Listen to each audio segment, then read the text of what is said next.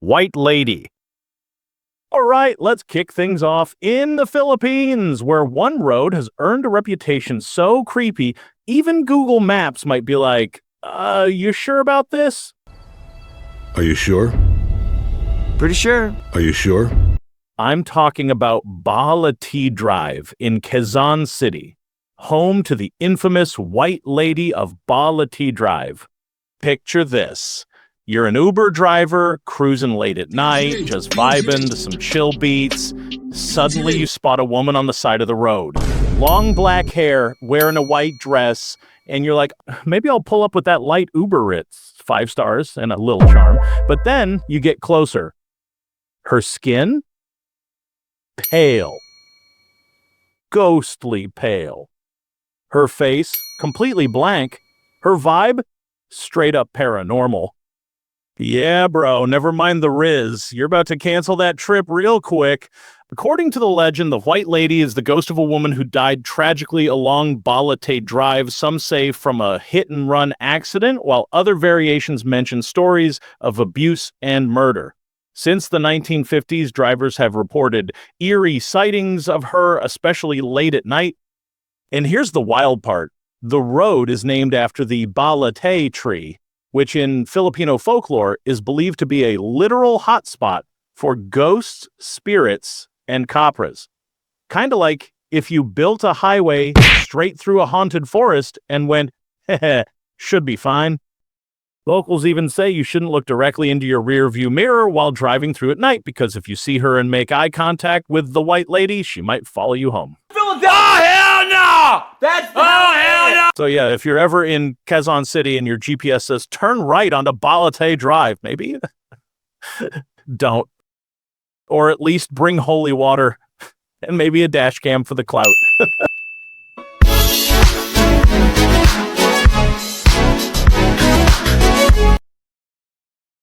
Kuchisake-Onna. All right, next up, we're heading to Japan, where the streets at night might hold more than just late-night ramen seekers. Meet Kuchisake-Onna, or as she's ominously known, the Slit-Mouthed woman. You're walking home alone, earbuds in, minding your own business. Suddenly, a woman blocks your path. She's wearing a surgical mask, nothing unusual these days. Then she leans in and asks, "Am I beautiful?" Now, if you're thinking, oh hey, random cute Japanese girl asking for validation, might be my moment. Hold up, because if you say no, she pulls out a pair of scissors and, well, you're not making it home. Say yes, and she pulls down the mask to reveal a mouth slit from ear to ear and asks again, "Am I beautiful now?" At that point, it hits you, this might be Jeff the Killer's girlfriend. There's no good way out. Say no, she attacks, you're dead. Say yes, she still attacks. Except this time, she might want to give you a matching makeover. Cute, right? Legends claim you can escape by saying you're average or tossing her some candy. Ooh. Apparently, lollipops are ghost repellents. Honestly, not the weirdest thing I've heard. Her story goes back to Japan's Heian period. She was either a samurai's wife or concubine, famous for being stunning, but also vain and allegedly unfaithful. The jealous samurai decided to teach her a lesson by slashing her mouth from ear to ear, shouting something like, "Who'll think you're beautiful now?" Then she blew up in the 1970s like a viral creepypasta before the internet even existed. People were genuinely scared. Schools kept kids from walking alone, and candy became a weirdly legit form of protection. You'll supposedly find her near dark alleys, schools, quiet parks, basically anywhere with horror movie energy. So if someone in a mask stops you and asks how they look, be polite. But also be ready to disappear faster than your dad when he went out to buy some milk. Goatman. Let's head over to the United States, where there's a legend about a creature that's part man, part goat.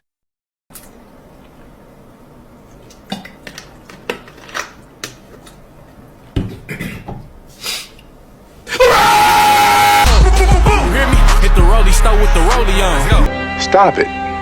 Get some help. Oh, not that goat. We're talking about something way hairier and way more likely to chase you with an axe. Not a lumberjack. Not your ex from axe throwing night. This cryptid supposedly roams the forests near Beltsville. He's got horns, hooves, and the kind of scream that'll have you uninstalling your camping tents real quick. It's the Goatman, and he's not here for small talk.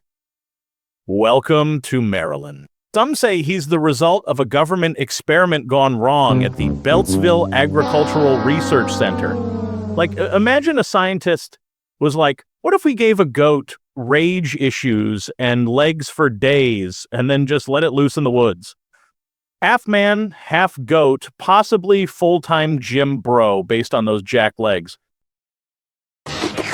Others believe he's a vengeful, axe-wielding spirit targeting teens near Lover's Lane, probably mad he didn't get a prom invite. Sightings go way back to the 1950s. People claim they've heard blood-curdling screams, seen glowing red eyes, and even found slaughtered animals nearby. Go figure, a goatman who hates animals. And if you're thinking it's probably just a goat on stilts, remember there are actual police reports and newspaper clippings about this thing. So next time you're in Maryland and hear something rustling in the woods, yeah, maybe don't check it out.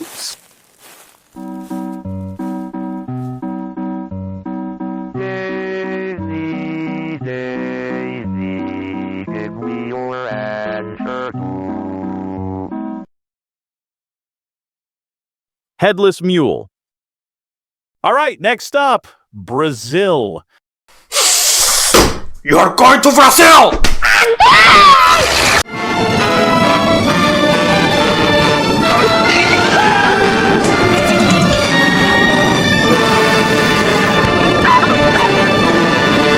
And no, we're not talking about Carnival or Neymar flopping like a dying fish.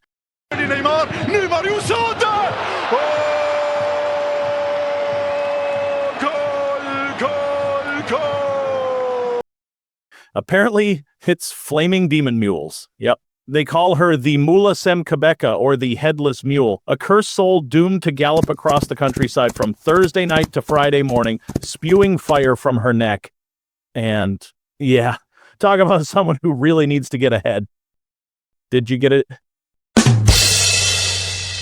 According to legend, a woman sleeps with a priest, huge scandal, and boom, divine punishment hits harder than a televanilla plot twist. She transforms into a wild, headless mule that literally breathes fire. Forget Red Bull dessert runs on sin and molten rage. Hot? Yes. Head? Optional.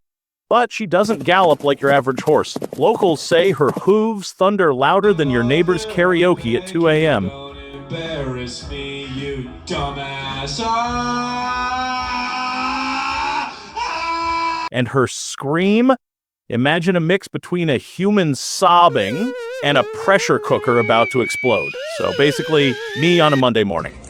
I'm about to blow. She doesn't hang around paddocks either. Nope. She gallops through churchyards, forests, and graveyards. And the curse? It kicks in every Thursday night until sunrise Friday, because even cursed ghost mules need a work schedule. Now, how do you break this flaming nightmare? You've got 3 chaotic options. Pull off her flaming bridle, or make her draw a drop of her blood. So basically, bring pliers, a syringe, or an exorcist. Your call. Or plot twist, the priest who caused it all can curse her 7 times before Friday morning mass. Now that's what I call a toxic situationship. I mean, flammable situationship. Wouldn't wish that on anyone. But what's wild is she's not alone. This isn't just Brazil's problem. Other countries have their own flaming horse girls, like Argentina's Almamala. So yes, this is officially part of the Latin American horse girl expanded universe. Till next time you hear hoofbeats at night, don't assume it's a cowboy. Might just be someone having a really, really rough Thursday. Lochness Monster. Time to grab your kilts and underwater cameras. We're heading to Scotland, where the bagpipes are loud, the locks run deep, and something strange might be swimming just beneath the surface. Meet Nessie, the Loch Ness Monster.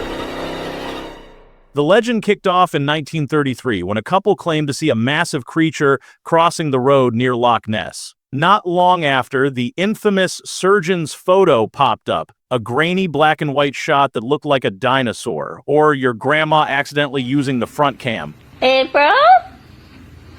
What did my phone turn into a mirror? Yeah, that photo? Fake. Built with a toy submarine and some creative lying, but the hype? Still very real. Nessie became the poster girl for sea monster movies, showing up in every documentary, clickbait video, and cryptid poster ever since. Thousands of sightings followed. Humps, ripples, long necks. Some say plesiosaur, others say giant eel. Scientists threw everything at it. Sonar? Check. Drones? Check. DNA sweep? Check. The result? A ton of eel DNA. 0 dinosaurs. Basically, Nessie might just be a wet noodle with a fan base. And Lochness? It's 755 feet deep. Deeper than your ex's excuses. Plenty of room for Nessie to hide and dodge camera crews like she's a celebrity afraid of paparazzi. Even with drones, sonar, and live streamers rolling 24/7, we've got nothing clear. So if you see something ripple in the water, it's probably the wind. Or a log. Or Nessie doing her annual cameo to keep the myth alive. Either way, you're part of the legend now. Jiangshi. You've heard of vampires that suck blood. I want to suck your dick. You've heard of zombies that eat brains. But what if there was a monster that did neither, hopped like a broken wind-up toy, and attacked your life energy instead? Our last stop, China. Home of the Jiangshi, the hopping vampire of Chinese folklore. But don't let the stiff movements fool you, these undead are anything but harmless. Legend says a Jiangshi is created when a soul doesn't leave the body properly, maybe because of a violent death, unfinished business, or a burial gone wrong. The result? A corpse reanimated by dark magic, cursed to wander, or rather hop, in search of Q, the vital energy that keeps living beings alive. They're pale, with rigid limbs and long fingernails, often dressed in Qing dynasty robes. Their most iconic feature? A yellow talisman slapped on their forehead, a paper charm covered in Taoist incantations meant to either control them or keep them asleep. If that charm falls off, bad news. The Jiangshi wakes up, and it's hungry for your life force. Unlike fast-moving Hollywood zombies or seductive European vampires, Jiangshi are stiff and awkward. They hop because their bodies are too rigid to walk, but don't laugh. Once they sense you, they'll leap silently in your direction.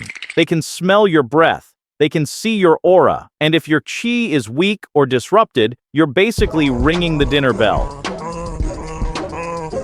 There are ways to protect yourself. Taoist charms, bagua mirrors, the crow of a rooster, even holding your breath to hide your energy. And strangely enough, sticky rice. Legend says it works like ghost pepper spray for the undead. Jiangshi have inspired countless horror films and even comedy crossovers in Hong Kong cinema. Sometimes creepy, sometimes goofy, but always unsettling.